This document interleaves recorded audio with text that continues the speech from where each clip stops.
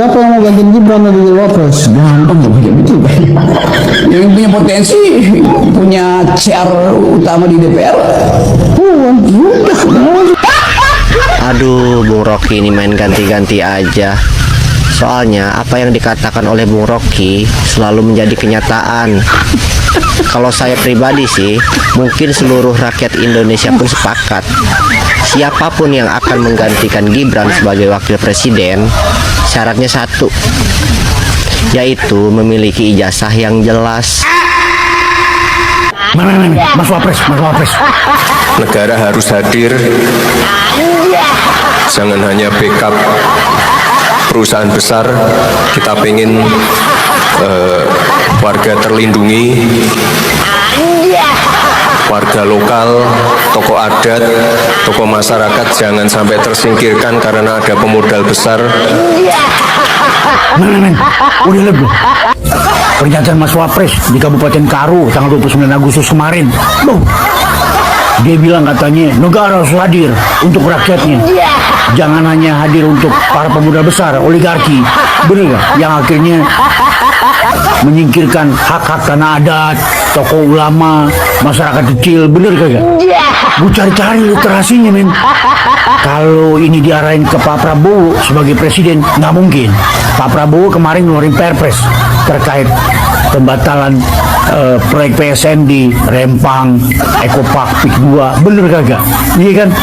Tapi gue dapat data bahwa di eranya Pak Jokowi, bapaknya Mas Wapres, itu hak-hak tanah adat, bahkan Rempang, lu tahu kan kondisinya kayak apa waktu itu, nenek-nenek dikriminalisasi segala macem, tanah-tanah adat di Papua semua segala macem.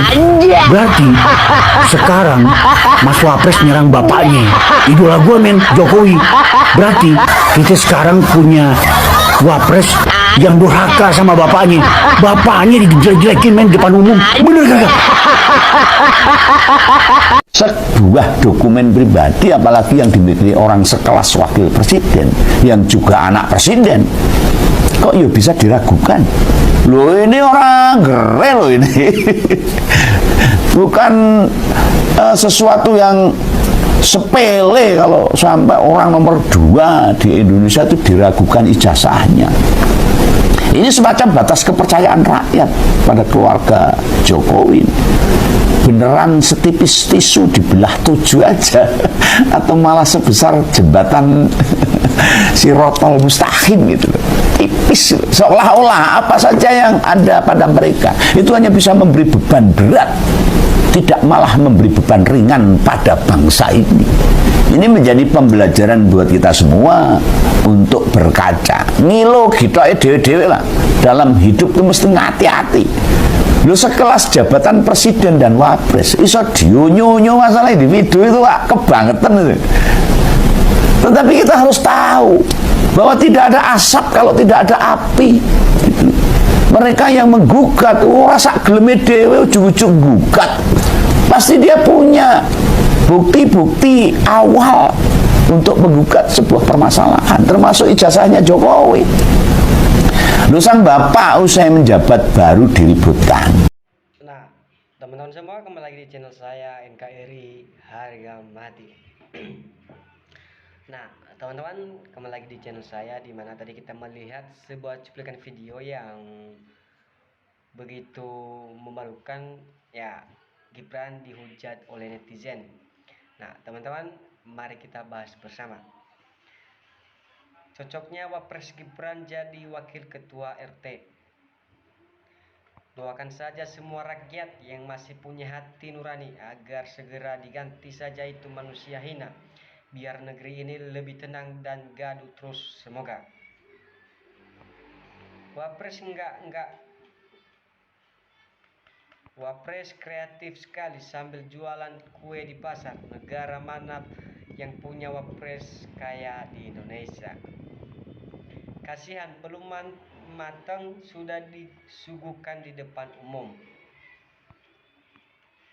Emang masih musim pencitraan macam ini? Indonesia butuh Anies Mahfud, Ahok, bukan Gibran. negara gila pejabatan penuh ODJG. Akibat orang serahkan jabatan, anak belum mampu dipaksa sampai belum umur bisa buat undang-undang. Kalau bukan Jokowi tidak ada. Dapat tabung bocor, APBN triliunan, Pilpres hanya dapat kentongan Rondo Solo. Kembalikan ke habitatnya biar nggak bikin malu negara. Gantilah cepetan wapres, enak banget lihatnya. Sepertinya ketua RT saja tidak cocok, dia cocoknya jadi para-para. Inilah Demokrat, Kira dan HAM di kita yang seperti ini pada dibiarkan. Adanya penjawaban yang berwenang pun cuma nonton. Sebaiknya para presiden copot Gibran, janganlah diperlakukan seperti itu. Nah teman-teman, dimana kita melihat komentar di bawah ini yang sangat begitu ya, ada menariknya ya, dimana wapres kita saat ini begitu ya, kalau kita ibaratnya begitu bodoh dan begitu tidak cocok seperti wapres, mulai dari tutur kata dan begitupun dari tingkah laku. Nah teman-teman, mari kita bahas lagi komentar-komentar di bawah ini, masih banyak karena kelakuannya sendiri, anak dan bapaknya. Nah teman-teman, bapak sama anak, nah begitu sama kata di bawah ini. Membuka 19 juta omongan kosong. Wapres terhebat karena paling banyak dihujat rakyatnya. Sendiri kapan negara hadir untuk 19 juta lapangan kerja? Wapres pupuk bawang. Presiden RI Pak Prabowo tidak butuh wapres, cukup menkokohkan saja. Gibran kan bekerja sesuai tupoksinya, berarti cocoknya ada dilakukan sendiri, nggak cocok jadi wapres.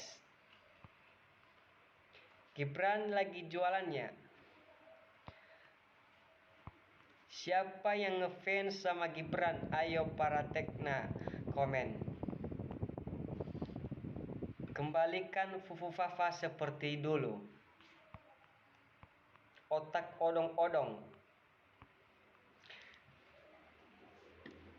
Kenapa harus kasihan ke Mas Gibran? Yang harus dikasih tahu itu yang mengolok-olok, sementara Mas Gibran dipilih sebagai besar rakyat. Gibran Fufu Fafa tidak pantas jadi wakil. Malu deh pada negara lain. Wapres Gibran ganti Ade Armando-nya.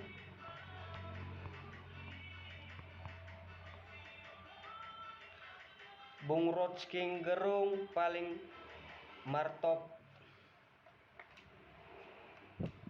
karena kelakuannya sendiri, bapak dan anak, seperti ketua RT. Masih lumayan kalau kasihan.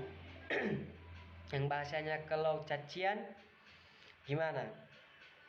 Nah teman-teman, ini sangat